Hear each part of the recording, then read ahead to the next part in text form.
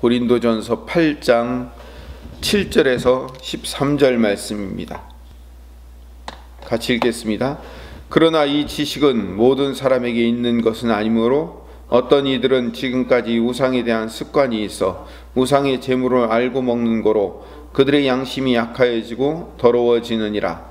음식은 우리를 하나님 앞에 내세우지 못하나니 우리가 먹지 않는다고 해서 더 못 사는 것도 아니고 먹는다고 해서 더 잘 사는 것도 아니니라. 그런즉 너희의 자유가 믿음이 약한 자들에게 걸려 넘어지지 한 것이 되지 않도록 조심하라.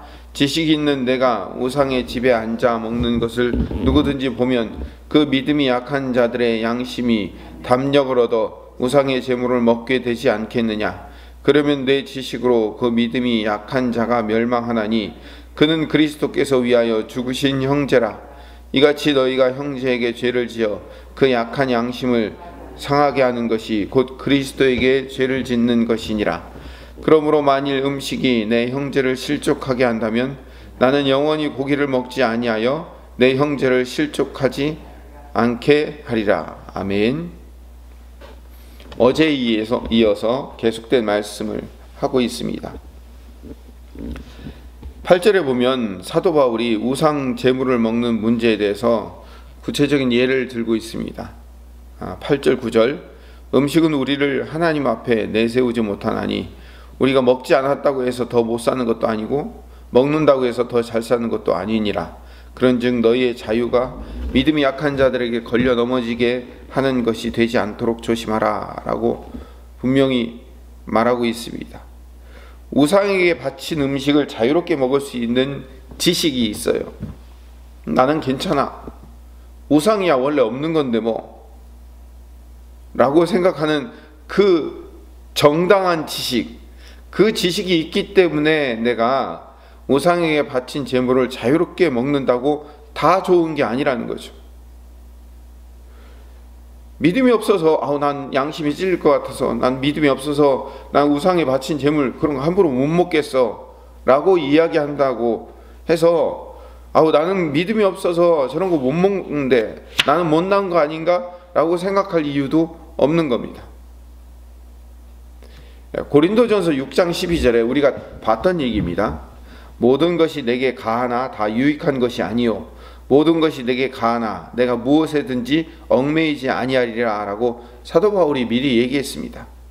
모든 것이 다 가할지라도 그것이 다 내게 유익한 것은 아니라고 말하고 있습니다. 물론 우리 고린도 교인들이 가지고 있는 지식, 우리가 가지고 있는 이 지식이 옳아요, 맞아요. 우상에게 바친 음식 아무것도 아니에요. 다 먹을 수 있어요. 가능해요. 그 뭐 어때요? 우상은 원래 없는 건데요. 그러나 그거 먹는다고 유익한 건 아니고 안 먹는다고 손해되는 것도 아니라는 것을 기억하고 있어야 되는 거죠. 중요한 것은 믿음에 대한 자유, 음식에 대한 자유함을 내가 가지고 있을지라도 그 자유함, 그 지식보다 더 우선한 게 뭐냐면 형제사랑인 거예요. 믿음이 약한 형제가 나의 이 믿음 있는 지식과 행동으로 실족하게 되면 그 지식과 행동은 올바른 게 아니라는 거예요. 지식으로 인한 자유가 형제에게 미치는 영향을 경계해야 되는 거예요. 그래서 9절의 말씀대로 우리의 자유가 믿음이 약한 자들에게 걸려 넘어지지 않게 해야 된다고 말하고 있는 겁니다. 이 문제가요, 고린도전서 10장에 가면 한 번 더 똑같은 일이 일어납니다. 고린도전서 10장을 가볼까요? 한 2장 정도만 넘기면 바로 나옵니다. 고린도전서 10장 23절부터 31절까지 제가 빠르게 읽어보겠습니다. 여기서도 23절에 똑같은 이야기가 등장합니다. 모든 것이 가하나 모든 것이 유익한 것은 아니요 모든 것이 가하나 모든 것이 덕을 세우는 것은 아니니 누구든지 자기의 유익을 구하지 말고 남의 유익을 구하라. 다른 사람의 유익을 구하며 살으라는 거예요. 무릇 시장에서 파는 것은 양심을 위하여 묻지 말고 먹으라. 이는 땅과 거기 충만한 것이 주의 것임이라. 모든 것이 다 가하다는 것이죠. 어떤 음식이든 상관없는 거죠. 우상이란 건 없기 때문에 어떤 음식이든 다 하나님이 주신 것이다 라고 생각할 수 있는 거죠. 27절 불신자 중 누가 너희를 청할 때 너희가 가고자 하거든 너희 앞에 차려놓은 것은 무엇이든지 양심을 위하여 묻지 말고 먹어라. 이거 우상의 제물에게 드렸던 거예요? 라고 물을 필요도 없어요. 그냥 먹으면 되는 거예요. 근데 이제 28절이 문제예요. 누가 너희에게 이것이 제물이라 말하거든 알게 한 자와 그 양심을 위하여 먹지 말라. 내가 말한 양심은 너희의 것이 아니요 남의 것이니 어찌하여 내 자유가 남의 양심으로 말미암아 판단을 받으리요. 만일 내가 감사함으로 참여하면 어찌하여 내가 감사하는 것에 대하여 비방을 받으리요. 그런즉 너희가 먹든지 마시든지 무엇을 하든지 다 하나님의 영광을 위하여 하라 라고 말하고 있습니다. 마지막이 중요합니다. 무엇을 먹든지 마시든지 하나님의 영광을 위해서 하는 것이 초점이며 목표라는 거예요. 그러니까 그 하나님의 영광을 위해서 해야 되는 일은 뭐예요? 형제들을 실족시키지 말라는 거예요. 양심이 약하고 믿음이 약하고 그 우상의 제물에 대한 지식이 부족한 자들을 배려하라는 거예요. 그들이 그거에 대해서, 그거 먹는 거에 대해서 이거 이상한 거 아니야? 이거 먹으면 내가 영적인 영향력을 미치는 거 아니야? 라고 그 지식이 없어서 그 자유함이 없어서 두려워하고 있는 자들 앞에서는 안 먹는 게 옳지 않느냐? 하나님의 영광을 위해서라면 그 하나님의 자녀인 그 믿음의 약한 자들의 양심을 위해서, 그 양심은 그 사람의 양심이에요. 내 양심은 아니에요. 나는 다른 사람에게 판단받을 이유가 없어요. 이게 이제 고린도전서 10장 29절 30절의 말씀이에요. 그러나 내 양심을, 내 믿음을, 내 자유함을 남에게 판단받을 이유는 없어요. 그러나 내가 그런 자유함을 갖고 있을지라도 다른 사람의 양심, 내 형제의 양심을 위해서 네가 그것을 하지 말라는 거죠. 그래서 고린도전서 10장에 너희가 먹든지 마시든지 무엇을 하든지 다 하나님의 영광을 위해서 하라라는 말씀과 오늘 우리가 읽은 본문 고린도전서 8장 13절에 보면 그러므로 만일 음식이 내 형제를 실족하게 한다면 나는 영원히 고기를 먹지 아니하며 내 형제를 실족하지 않게 하리라는 말씀이 같은 말씀이 되는 거예요. 무엇을 먹든지 마시든지 하나님 영광을 위해서 하라는 말씀과 내 형제를 실족하지 않게 하기 위해서라면 나는 영원히 고기를 먹지 않을 수도 있다 라고 그 삶을 실천하는 바울의 행동과 같은 내용이라고 보는 거죠. 그 당시 어제도 말씀드렸지만 시장에서 나오는 모든 거의 대부분의 고기들은 우상의 제물이었습니다. 그 당시에는요 신전이 있었고요. 그 신전 밑에는 정육점, 지금의 우리의 정육점 같은 개념이 장사하는 곳이 있었어요. 그래서 위에 신전에서 제단에 제물을 드리고 나면 그 밑에 정육점에서 그 제단에 드렸던 고기들을 다 잘라서 부위별로 나눠서 파는 거예요. 그러니까 우상의 신전 밑에는 늘 그런 정육점, 우리 지금의 정육점의 개념이 있었어요. 그 고기, 우린 그 고기들을 그 당시 사다 먹은 거죠. 그러면 그 당시 사람들의 고기라는 것은 대부분 어디서 나온 거예요? 우상의 제물에서 나온 거란 말이에요. 그래서 사도 바울이 이럴 바에는 내가 영원히 고기를 먹지 않겠다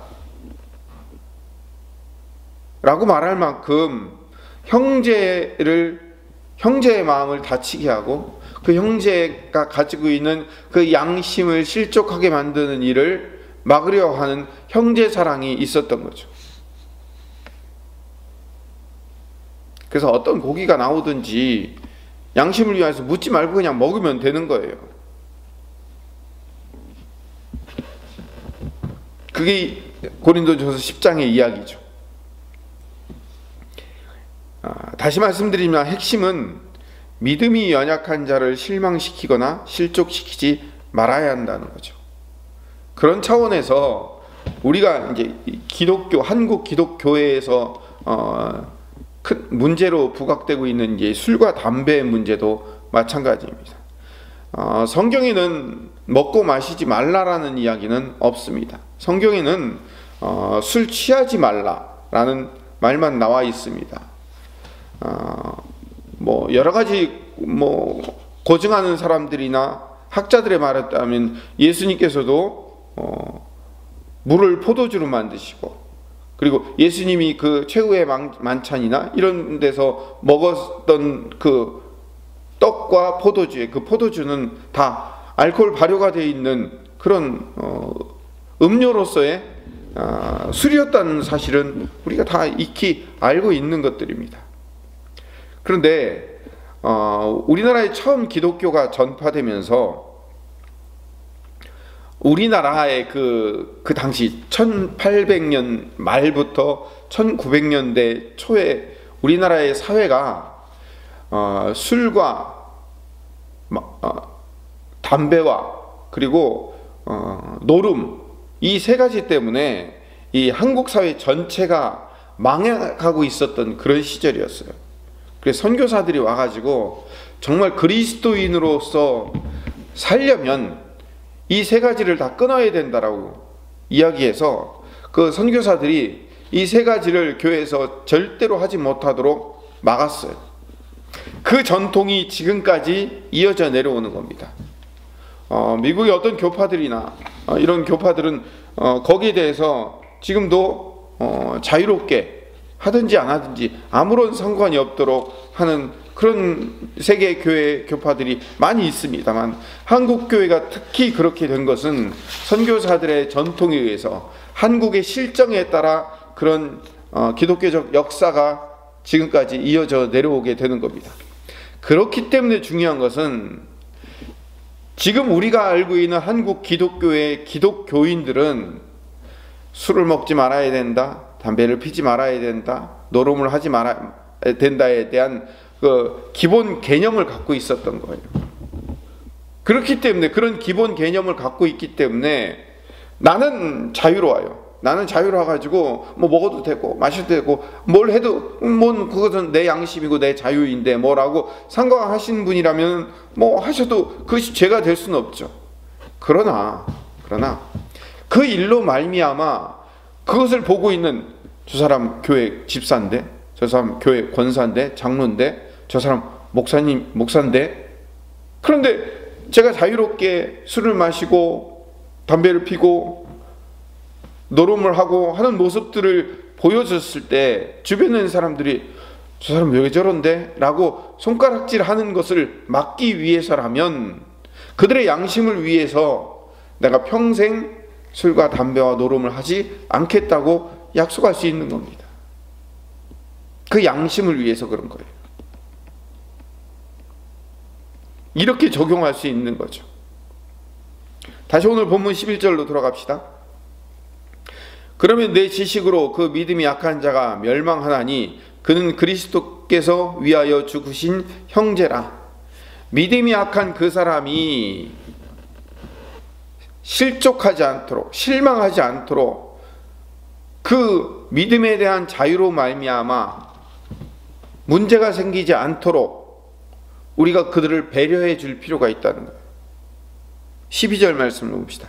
이같이 너희가 형제에게 죄를 지어 그 약한 양심을 상하게 하는 것이 곧 그리스도에게 죄를 짓는 것이니라. 그러니까 사도 바울의 이야기는 이렇게 결론을 맺고 있습니다. 오늘 말씀의 결론을 맺읍시다. 우상의 제물을 먹었는가 먹지 않았는가가 죄인가 죄가 아닌가의 문제가 아니에요. 내가 양심의 자유만 있으면 그것을 먹어도 아무런 문제가 없어요. 근데 뭘 죄라고 얘기하는 거예요? 내가 양심에 약한 양심을 가지고 있는 믿음이 연약한 자가 있는데 그 믿음의 연약한 자를 실족시키고 실망시키고 저렇게 먹어도 되는 거 맞아? 라고, 그리스도인들이 저렇게 해도 되는 거 맞아? 라고 그 약한 양심을 상하게 하는 것이 죄라는 거예요. 그게 그리스도에게 죄를 짓는 것이다 라고 12절에 말하고 있는 거예요. 그러니까 본질과 초점이 뭘 먹느냐 먹지 않느냐가 아니라 그 형제를 사랑하고 그 형제를 실족시키지 않는가의 문제가 있다는 거예요.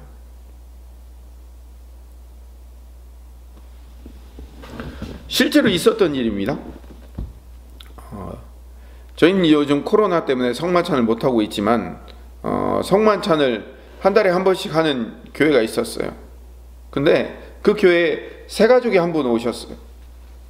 다 같이 일어나서 저희는 이제 앞에 나와서 이렇게 먹고 마시고 들어가지만 그 교회는 아마 장로님들이 이렇게 떡을 쭉 돌리고 그 다음에 이제 포도주를 쭉 이제 가지고 돌렸던 모양이에요. 돌리고 있는데 세 가족이 일어났어요. 이제 세례 받은 사람들만 일어나서 성만찬 하십시오 하고 전부 다 일어났는데 이 세 가족이 세례가 뭔지 모르니까 그냥 사람들이 일어나니까 자기도 따라 일어난 거예요. 일어나서 이렇게 하나씩 이제 떡을 집어 먹으려고 하는데 옆에 있던 사람이 이 사람을 툭 치면서 당신 앉아요. 세례도 안 받은 사람이 성만찬 먹으면 안 돼요. 라고 얘기하더라는 겁니다. 그래서 이 세 가족이 뻘쭘해서 그냥 도로 앉은 거예요. 속으로 뭐라고 생각하냐면 코딱지만한 빵하고 뭐 요만한 음료 하나 주면서 그걸 나보고 먹지 말라고 했다고 그 사람이 교회를 안 나온 거예요. 그 사람 어쩌면 다시는 교회에 안 나올지도 모릅니다. 더럽고 치사하다고. 옆에 있는 사람이 세례 안 받은 사람은 먹지 마세요 라고 말하는 그 알량한 지식 한 사람이 하나가 한 영혼을 실족시킬 수 있는 거예요. 성경에 세례 받은 사람만 먹고 세례 받은 사람은 먹지 말라는 성만찬의 규약이 있습니까? 없어요. 그거는 그냥 우리 교회가 만든 거예요. 아무나 함부로 먹지 말라는 말씀이 있기 때문에 성만찬을 함부로 먹으면 그게 죄이기 때문에 거기에 대한 규정을 우리 스스로가 그러면 세례 받은 사람은 먹고 그렇지 않은 사람은 먹지 말기로 하자라고 우리끼리 정한 거지 성경의 이야기는 아니에요. 그 알량한 지식 하나가 한 영혼을 실족시킨다면 그게 죄인 거예요. 그 성만찬의 떡을 세례 안 받았는데 먹은 게 죄가 아니고 우리 이걸 알아야 되는 거예요. 그래서 사도 바울의 마지막 태도가 중요합니다. 13절에 그러므로 만일 음식이 내 형제를 실족하게 한다면 나는 영원히 고기를 먹지 아니하여 내 형제를 실족하지 않게 하리라. 이 태도가 중요한 거죠. 하나님의 사랑은 한 사람을 살리고 그를 감싸며 그를 세우는 일에 초점을 맞추는 거예요. 이걸 지켰느냐 안 지켰느냐 여기에 초점을 맞추는 게 아니라는 거죠. 물론 하나님이 주신 규례와 계명은 지켜야 됩니다. 그러나 그 규례를 지키는 것이 어떤 목적에 따라 지키는가가 중요한 거예요. 그걸 하나님을 사랑하는 일이며 이 계명을 지킴으로 이웃을 사랑하는 일인가에 대한 대전제 조건이 먼저 필요한 거예요. 그래서 예수님이 모든 계명 중에 무엇이 크냐라고 물으셨을 때 하나님 사랑과 이웃 사랑이라고 분명히 말씀을 하신 거예요. 율법의 목적이 필요한 거예요. 대전제가 필요한 거예요. 사도 바울이 로마서 15장 1절 2절에 믿음이 강한 우리는 마땅히 믿음이 약한 자의 약점을 담당하고 자기를 기쁘게 하지 아니할 것이라. 우리 각 사람이 이웃을 기쁘게 하되 선을 이루고 덕을 세우도록 할지니라. 이 오늘 말씀의 결론으로 맺고 싶습니다. 오늘 이렇게 기도합시다. 믿음이 약한 자를 배려하면서 사는 것이 신앙생활의 목적이라는 사실을 깨닫게 해주시옵소서. 하나님의 사랑과 이웃 사랑으로 교회가 회복되게 해달라고 기도하시고 또 다니엘 기도회를 통해서 성도들의 변화와 회복이 있게 해달라고 함께 기도하시다가 자유롭게 돌아가시도록 하겠습니다. 함께